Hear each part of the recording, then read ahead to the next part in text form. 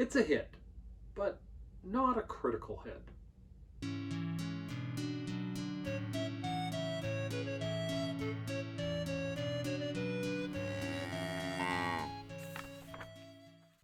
Hi everyone, I'm Jacob, I'm the CowHatLibrarian, and this is one I've been waiting for quite a while.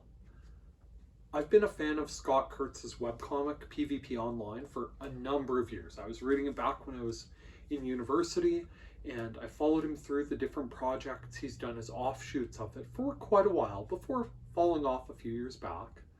It was a little harder to keep up with daily webcomics once my kids came along. But I checked in now and then and found out that he was working on a graphic novel and that he'd been working on it for a little while, and it was based on his Table Titans webcomic series about a group of people who play Dungeons and Dragons together. And he mixed illustrations of them at the table playing the game and their characters on epic adventures. And they were always a lot of fun. And so when Kurtz said he was writing a graphic novel aimed at kids about those characters, I was thrilled. I thought this would be fantastic, and so I picked up Table Titans Club by Scott Kurtz. As the story starts, Val is heading to a new school. She caused problems at her own one. She had issues making noises like a bear and getting in kerfuffles with all sorts of people, and her mom warns her that maybe she needs to approach things differently this time. Now, Val can't completely distance herself from who she is, and so on her first day she does things like makes the noise of a bear and draws a Paladin all over her school notes, and attracts the attention of someone named Andrew in her class. He's interested because he and a couple friends play Dungeons and Dragons together as an after-school club with their teacher, and he thinks that Val's imagination might work well in that setting, and so he invites her to join the Table Titans, to come play Dungeons and Dragons with them as part of the group. And she goes and starts a character, and it's kind of fun. It's imaginative.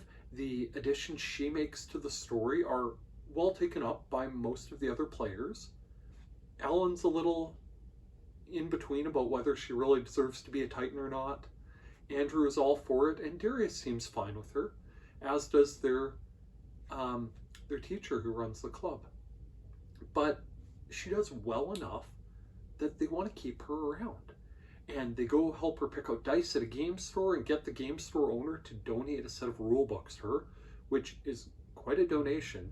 The last time I bought a set of core rule books on my brother's behalf, they were $100 then, and that was quite a few years ago. And she becomes a member of the Table Titans. And it's great. She has friends, she has adventure, she has creativity. And then their teacher announces that he's going to be leaving. And there's exactly one teacher left in the school who has the time to take on a club, the wrestling club coach. And the only way they can convince him to supervise their club is if they're willing to try out for the wrestling team and they can defeat at least one of his wrestlers. And the story goes from there. This was solid. Kurtz is a fun storyteller. He's told some longer format stories, both in the webcomic version of Table Titans and some of the longer storylines in Player versus Player Online. The story for Jade and Brent's wedding, for example, the lead up to that and Skull's departure and everything else was really, really well done. And I think that hit the peak of Kurtz as a cartoonist, to be honest. And he applied some of these skills here. Kurtz's artwork is simple and clear and colorful. He makes characters who are well developed and likable in their own ways. They're understandable. Even Alan, who is sort of an off-putting gatekeeper of sorts, who doesn't really want Val to join the Titans and is even more against the idea of Kate coming on board, and even he is understandable, and Kurtz makes it easy for readers to empathize with his position. He loves the Titans. He likes his group of friends. He doesn't want to risk wrecking it. It's not specifically about not wanting Val there. It's, hey, he has a really good thing going here. And it's understandable and relatable. And Kurtz does a great job writing that character. Val is a lot of fun. And it's neat to see her bounce back and forth between the, okay, I gotta be good and fit in, but I want to be an adventurer with the Titans. And that's great. And overall, I do recommend this. Kurtz has labeled this as Volume 1 of Table Titans, and so there should be more coming in the future, and I will look forward to them. With that said, there are spoilers ahead because I have to talk about the deal breakers.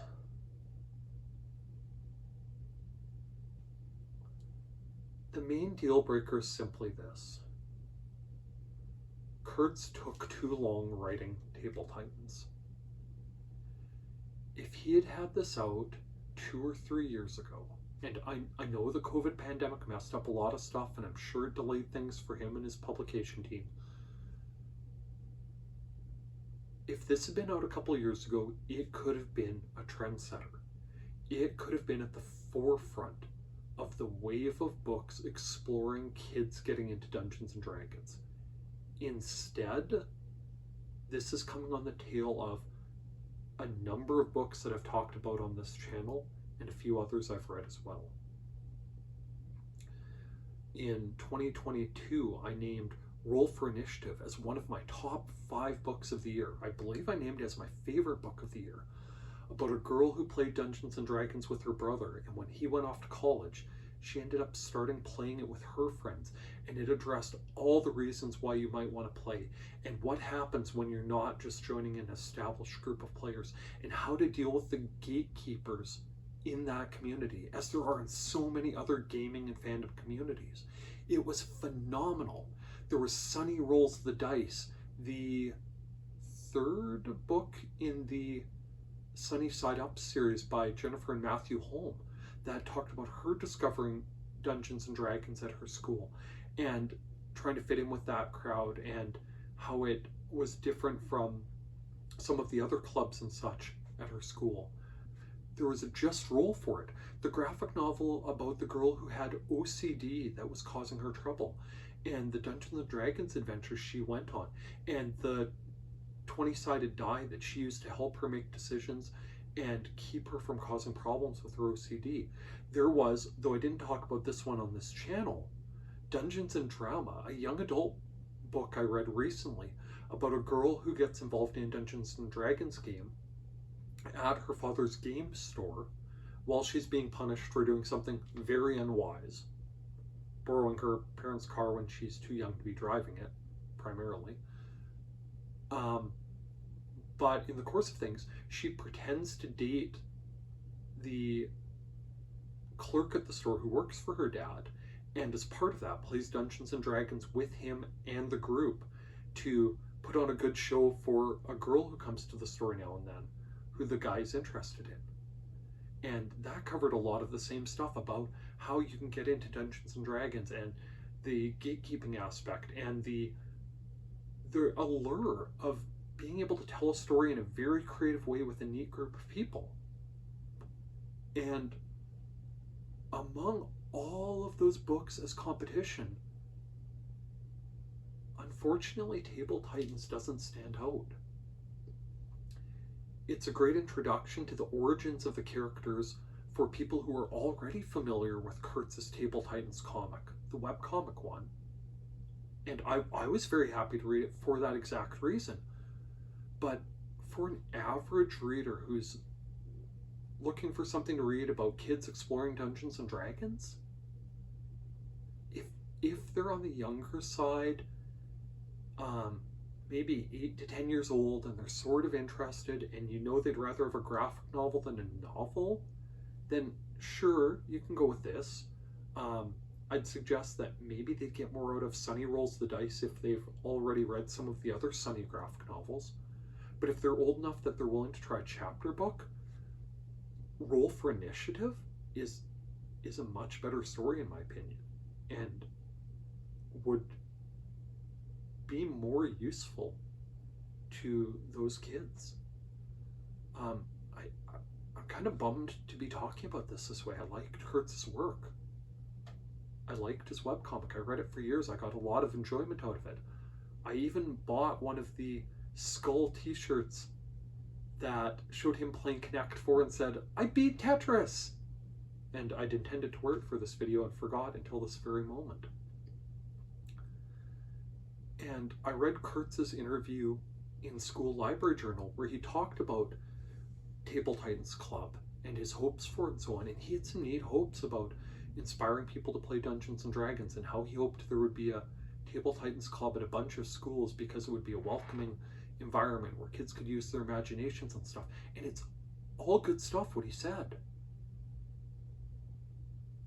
But it really counts on there not being a gatekeeper and people being willing to others joining their groups and not having the interesting people join. By interesting, I should clarify. I mean people who are there to deliberately troll and break the game. Years back, my brother was playing a Dungeons and Dragons game with a few of his friends, and I made a smart aleck comment that he should play as Fabio the Barbarian, a barbarian character with no strength and a ton of charisma and a wave of flowing hair, and that he could go on adventures as Fabio. And my wife followed it up with the world's greatest joke that the Fabutan franchise was secretly Fabio's home base. And that type of character, that type of person, the type of player that I joked about being, if that person shows up to your club, and it's a school club so you can't really tell other people not to be there, that would cause a lot of problems. Anyway, as the story goes on, Val, in fact, is the one who defeats the wrestlers on the coach's team and joins the wrestling team on the whole. She convinces the coach to monitor their club, and he's fine with it as long as he doesn't have to do any goblin voices and the like. And she also convinces the boys to let Kate give it a try too and join the Table Titans. And it's good, but for the reasons I said before, unless you are already an existing fan of Kurtz's Table Titans webcomic work, maybe try some of the other stuff I recommended tonight with the readers in your lives who might be interested in Dungeons and Dragons first. Because I already brought up School Library Journal in this video, I'm going to mention them again.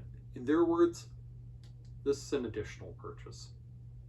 Better yet, go borrow it from your public library after one of the other Dungeons and Dragons titles I recommended above this.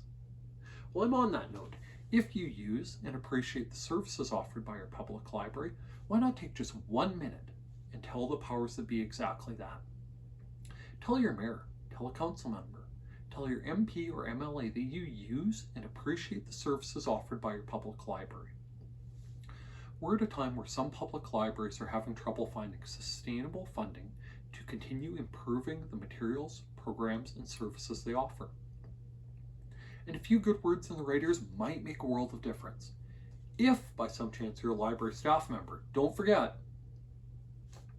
watching my videos counts as professional development time. With that, thanks for listening to me talk all about this one. By all means, please like, please subscribe, and please check back and see what else I have to talk about from the CowHat Library. Thank you. Bye now.